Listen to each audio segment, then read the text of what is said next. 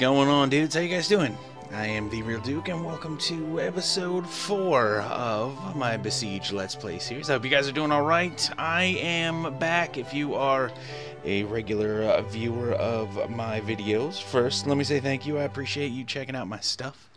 Thank you very much. You will have noticed that I have been away for a little bit. So what happened was, long story short, my motherboard died. I waited for the replacement parts to get here, and the east coast of the US, where I live, was devastated and continues to be so by snowstorms. So it took a while to get my parts here. I put the parts in. I also have a new video card in, and we're banging away on all cylinders. I'm back. So without further ado, let's get into the episode. Sorry I was away. I missed you guys. I missed you guys so much. Okay, I don't want to take too long with this one. This is Zone 9, the Midlands encampment, I believe. This is the twirler from before. I got more interesting stuff to show you guys, so I'm just going to zip through this real quick. Basically, you just kind of got to get you got two cannons shooting at you, so if you don't have armor on, they're going to rough you up and put a hurting on you. And then you also have archers. And the cannons can shoot more. They can shoot more than one kind of cannonball, I guess, at you. Which is fine, not a big deal. They eventually run out, though. They shoot like 2 or 3. So you just gotta keep rolling around until you see the flag. It's pretty easy. This one is not. We've gotten through much harder levels. Anyway, let's go. So here's a little sneak preview where we're going with this, but let me go ahead and grab the actual way to beat this level and tell you about it. Talk to you about it a little bit. Okay, so standard way to beat this level is a projectile. Now you can see here that the wind is blowing very, very strongly across the path. So there's a couple ways to do it. If you have a steering kind of setup on your catapult like I do here, you can wheel it around to the side and shoot straight on. Or if you have a fast firing catapult, you can actually just kind of turn it a little bit, kind of lead it into the wind, and then the wind will hook it back in. So let's see if we can make that happen. Boom. Front and center. Not a big deal. Now, you saw the plane that I built before. It is a very easily controllable flying machine. Flying machines are a big deal, and I'll show you guys those in another episode and in a little bit more depth. Let me just show you what I got for this one, though, because it's kind of cool. It's going to take me a second to aim it and get it right, but I'll show it to you. Hang on one second. All right, so here's what we've created, and let me actually come out of this mode. So we have these little dudes, which if you've never used the flight stuff before, you should, because it's freaking awesome, right? This is a new piece that came out since I built this original design, which could go here, but it works how it is. So, a couple of things. Oh, also they changed the design for the propeller, which it looks a little bit more rustic-like now, which is kind of cool. Anyway, I'll tell you more about the new blocks in a second. But what we got here, we have the flying block, which is generally operated by O. I've changed it to be O on the ones on the top surface and up, which is forward, on the front propellers, and that just helps me control it better. I have a steering block here, which is left and right, and that controls this rudder. And basically the wings here, they don't actually provide lift. The lift comes from the flight blocks or propellers if you have them. But what they do is they provide resistance on planes that are perpendicular to them. So in other words, at this angle, there's no resistance to this wing. If we were somehow vertically oriented, there would be a lot of resistance, and it would kind of force it to straighten itself out and level itself out like a lawn dart. That's the best way I can describe what they actually do. So for the rudder, for example, there's no resistance in this position, right? But like this, there is resistance on this side of the plane, so it kind of slows this side of the plane down and turns as it's facing us to our right or the plane's left. Does that make sense? Like how it would actually work. So that's how that works. And then I threw a bomb on the back of it because, you know, we're about to crash this thing and explode that. So let's see if we can make that happen here. Oh, also, some new wheels that they have that just came out also. They're unpowered.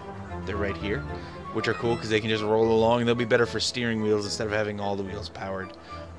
They might work a little bit better for that. They also look like they might grip the ground a little bit better because these knobs bump, and every time the knobs bump, the wheel comes off the ground and they don't grip. So that might be a thing. I don't think I have any other new blocks in here, but we'll get into the full list of new blocks in a second. For now, let's see if we can crash this thing and bomb it.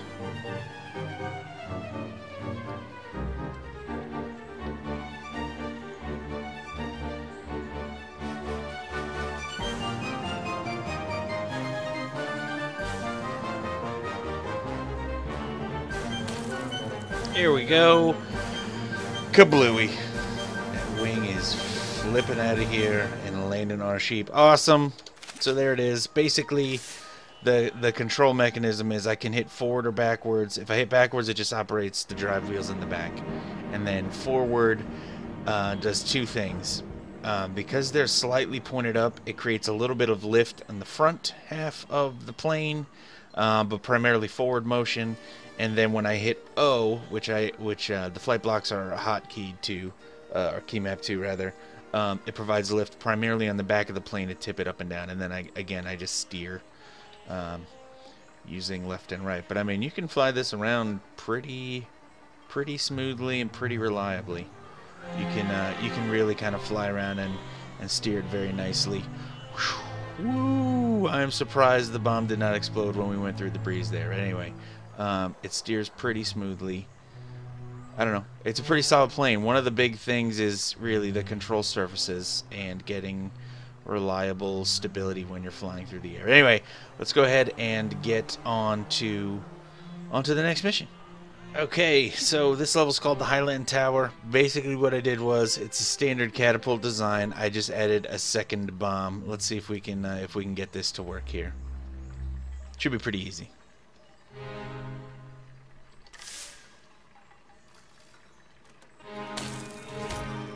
There it is. It's not a big deal. We don't actually have to destroy very much of it. You can see 80% of the tower, but this doesn't really count over here, so we don't have to worry about that too much. But I think we can get a little bit more destruction out of this. Let's see if we can build something cool.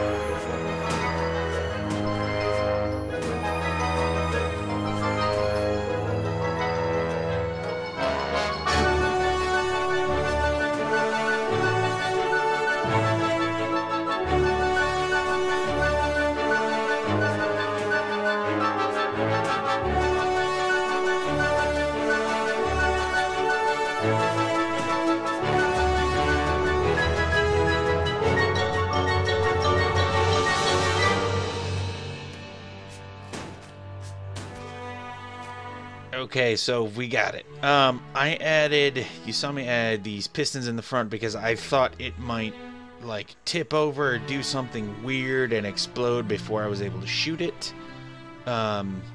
It does not do that, but I left them there. I think this kind of looks cool, so I'm going with it. Well, let's add some braces right here, just because I think that would be nice. All right, so here's the thing about this. Because these are exposed, if an arrow hits them, they will explode. We can get it to happen here. If we start to wait for the volleys to happen, they'll explode before they actually get to the guys like that, right? Because an arrow hits them. Okay, so for this to work, we got to go quick like. We got to go quick like in this fashion. Let's see here. Boom! Right away, like right after it starts. But that is complete devastation. I can't, unfortunately. This is it can inch along here, I guess. Anyway, I'm gonna save this. I'm gonna show you something else that I did about it in 1 second, and then we'll move on to the next zone. Okay, so something else I did was I did tank style treads. So basically, if we take a look at how I key mapped these, I have left and right instead of up and down for forwards and reverse. So this is the net result of that. So if I hit backwards, I go like that. If I hit forwards, I go like that. Forwards and left, or up and left rather, moves me forward. Back and right moves me backwards. And then any other combination of them, like down and left, rotates me in this direction, clockwise, counterclockwise from the others. Just kind of quick. If you're looking or trying to figure out how to get like a tank style kind of thing, it's just remap one side to, you know, left and right. Let's see if we can hit these dudes over here. Let's see how far this goes. Let's see where we're at here. Is that about on target? Yeah, right about there. All right. Let's see what we can do. Not great. Not great. Let's try that again. Come on. Come on, we got this. We got this. Easy, easy, easy. Alright, here we go. Yeah! Nice. I like how it's like boom, boom, boom.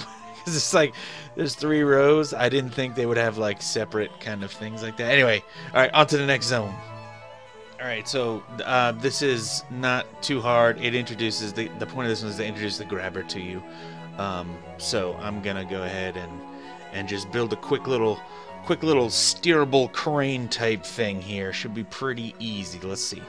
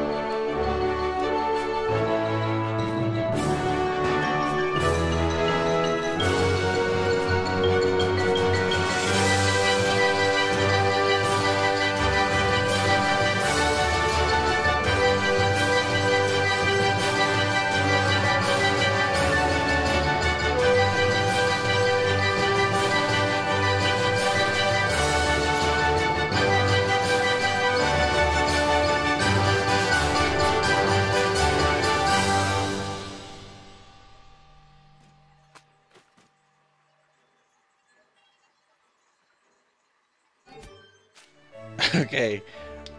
So you saw me get it. I'm gonna just kind of talk you through it here. How I built what I built. So springs, huge amount of power, and it's still might do it. It snaps itself in half under the raw power of the springs. But that's no big deal. So I have the tank shred set up that I showed you, the tank track setup that I showed you before. It's got to kind of lightly tap L there so it doesn't flip off. I just turn like you do, drive over, drop it down, boom, pick it up gently, gentle, back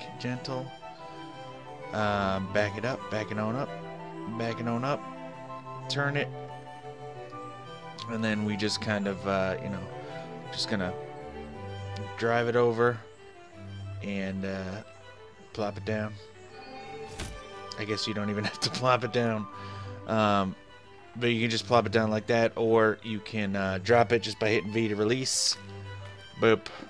Which that didn't work really. Oh Jesus! Look at that's hilarious. Let's try it again. Come on. Let's do this nice and smooth, please. All right. Turning. Good. Turn a little more. Good. Turn and drop. Miss. Back. Snap. Jesus.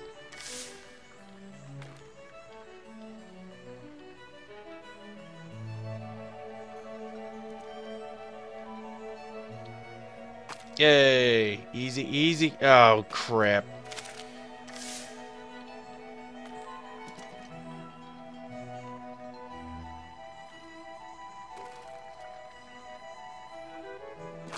Whiff.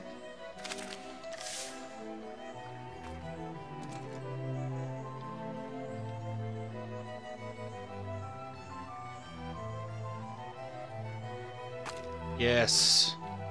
Ah. Oh.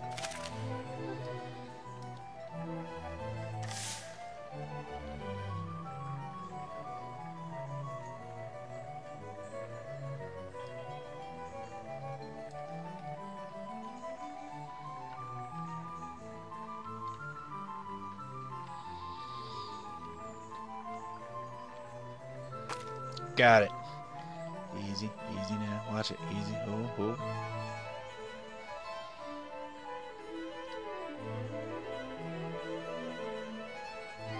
Yes, and come on.